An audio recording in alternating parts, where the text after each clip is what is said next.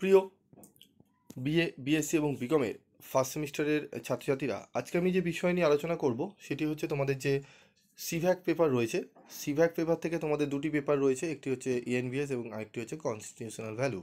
তো constitutional value থেকে আমি অলরেডি তোমাদের বাছাই করা মাত্র 5টি প্রশ্ন আমি তোমাদের বলে দিয়েছি, যে 5টি প্রশ্ন পড়লে তোমরা কোশ্চেন কমন পেয়ে যাবে। সেই ভিডিও তোমাদের অলরেডি আপলোড হয়ে গেছে, তোমরা দেখে নেবে। তো আজকের আলোচ্য বিষয় হচ্ছে ফান্ডামেন্টাল অফ এনভায়রনমেন্ট, পরিবেশ মৌলিক বিষয় পরিবেশের।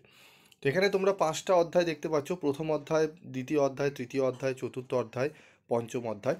এই অধ্যায়গুলো থেকে আমি তোমাদের প্রত্যেকটা অধ্যায় থেকে 2 মার্কসের কোশ্চেন এবং টু দি পয়েন্ট অ্যান্সার আমি তোমাদের আলোচনা করে দেবো। যে প্রশ্নগুলো পড়বো তোমাদের সেইগুলো যদি ভালো করে তোমরা পড়ে যাও, একদম 100% তোমরা কোশ্চেন কমন পাবে। তো চলো দেখে নিই আমাদের প্রথম পঞ্চম অধ্যায় থেকে পরিবেশ দূষণ। পরিবেশ দূষণ বলতে কি বোঝো? সাধারণভাবে পরিবেশে ক্ষতিগ্রস্ত বস্তুর আধিক্যকে পরিবেশ দূষণ বলা হয়। পরিবেশ বিজ্ঞানী সাউথউইকের মতে মানুষের কাজের ফলে সৃষ্ট অনভিপ্রেত পরিবেশই হলো পরিবেশ দূষণ।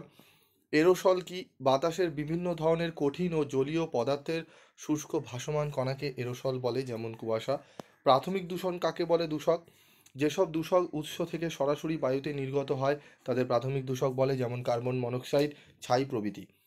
গৌণ দূষক কাকে বলে?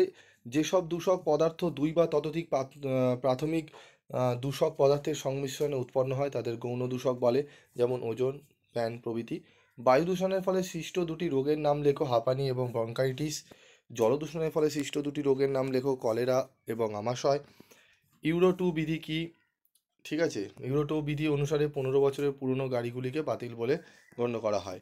দুটি শব্দ প্রতিরোধক যন্ত্রের নাম লেখো, এয়ার প্লাগ, এয়ার মাফ। সিউএইচ ও স্ল্যাচ কি? নর্দমার জলে মিশে থাকা দূষিত পদার্থগুলিকে বলা হয় সিউএইচ।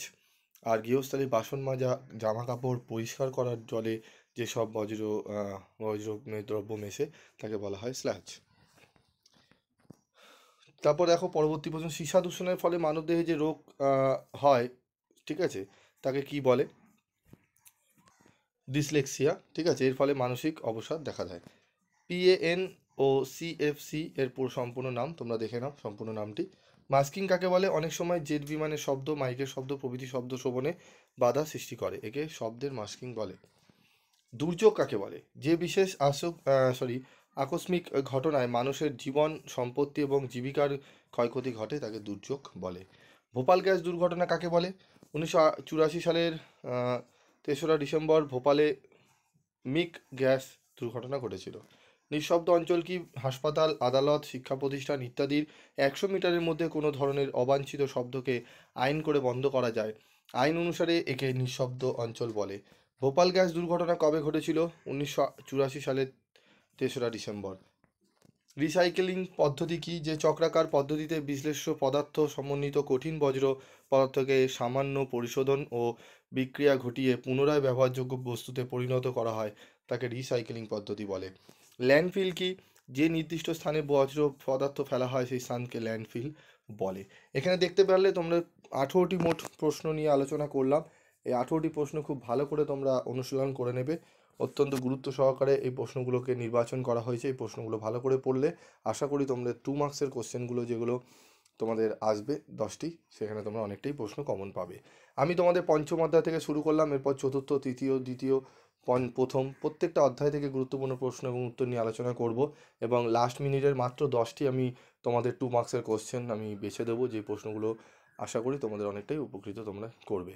তো আজকের মতো ভিডিওটি শেষ করছি, দেখা হচ্ছে পরবর্তী ভিডিওতে। সকলে ভালো থেকো, সুস্থ থেকো।